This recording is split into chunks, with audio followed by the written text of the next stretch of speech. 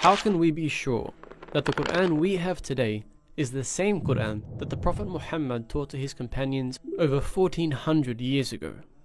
This question is central to the legitimacy of the religion of Islam, and to answer it, we need to know how the Quran was given to the Prophet, preserved by his companions, and then distributed around the Muslim world. This is the story of language, history, and the commitment of an entire civilization to preserving the words of God. According to the Muslim understanding, the Quran was revealed to the Prophet Muhammad over 23 years, from the age of 40 to his death at the age of 63. Over those 23 years, he received the revelation from God in a number of ways. Most commonly, it was spoken to him directly by the angel Gabriel, but at other times, it came during his dreams, and on a number of occasions, it even came to him directly from God, and he experienced this as the sound of a heavy bell, after which the words of the revelation were made clear to him. Throughout those 23 years, the Prophet endeavored to share the revelation with those around him as soon as it came. He did this verbally, as he couldn't read or write, but he strongly encouraged others around him to write down the revelation, as well as memorize it. This was the basis of how Muslims believe the Quran became preserved, not purely through written or oral means, but with both strengthening the other. The companions around him constantly strove to memorize these verses, with many eventually memorizing the entire book, and they simultaneously wrote them down on whatever materials they had around them, from parchment to bone to wood and stone. Over time, at least 65 companions functioned as scribes for the Prophet, who eventually established a school in Medina dedicated to teaching 900 of his companions to read and write. However, the dialect of the Qurayshi tribe that the Prophet spoke in wasn't the only dialect of the Arabian Peninsula, and as the religion was adopted by a growing number of tribes, they began to struggle with understanding the Quran. To overcome this, the Prophet was given permission to teach the Quran in 7 of the main dialects in the region, allowing the message to be understood more widely. But these dialects didn't really affect the written records, as they were only different when the Quran was actually vocalized. So this was the state of the Quran at the death of the Prophet. Hundreds of companions who had memorized the complete Quran in 7 official dialects, all of which were considered valid ways of reciting the Quran, as well as an incredible amount of written records that were held by the Prophet's companions throughout Medina and beyond. The placing of each verse within each chapter had been established by the Prophet before he died, but because each chapter functions as an independent unit, the companions had different ways of ordering the chapters themselves within the book as a whole. With the death of the Prophet, the leadership of the Muslim community passed to his close friend Abu Bakr, who was quickly beset by conflict on the outskirts of the now considerably large Muslim state. This conflict led to the Battle of Yamama, which saw many of those who had memorized the Quran killed. Many of these memorizers, known as Hufaz, did survive, but it highlighted the critical issue of preserving the entirety of the Quran, which was in danger if all of them were killed. Abu Bakr decided to appoint Zayd ibn Thabit to compile all of the written verses of the Quran into one collection, using only those verses which had been written in the presence of the Prophet himself. These manuscripts would then be verified by those who had memorized the entire Quran at the hands of the Prophet.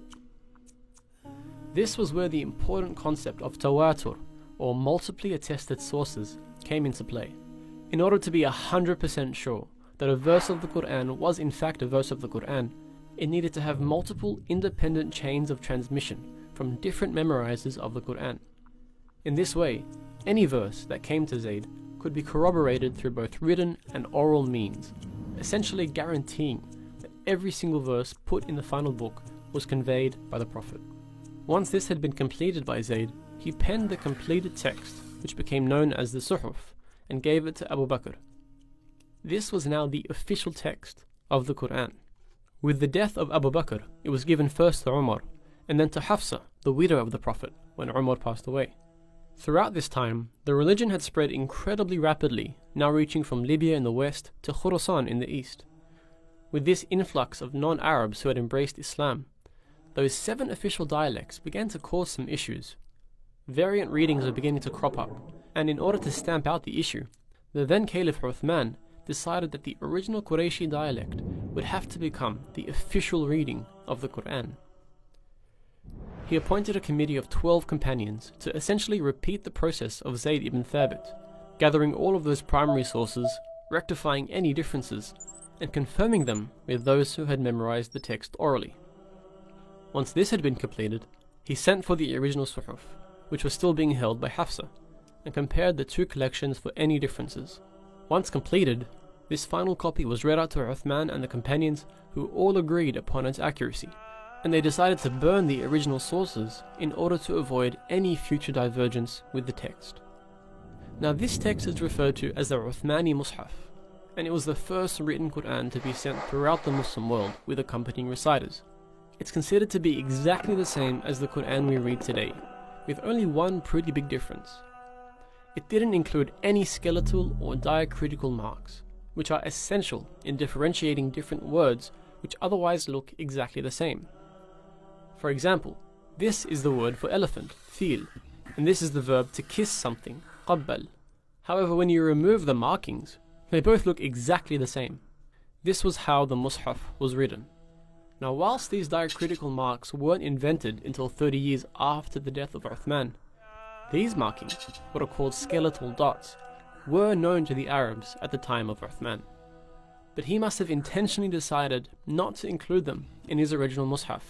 Now, whilst we don't really know why, one possible reason is that he wanted to ensure that the Quran would always be taught and preserved through both written and oral methods.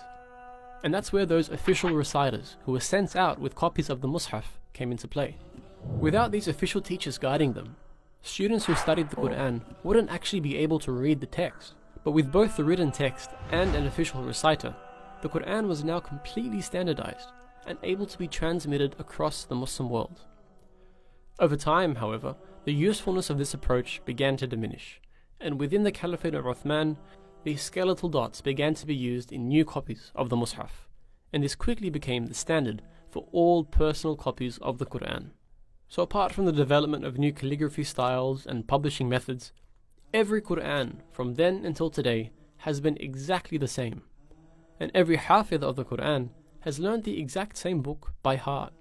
That is a 1400-year mutawatir chain of people who learnt the same book from their teachers and taught the same book to their students, which is why until this very day we can open up a copy of the Quran and know with confidence that this is the same special book that was taught by the Prophet himself.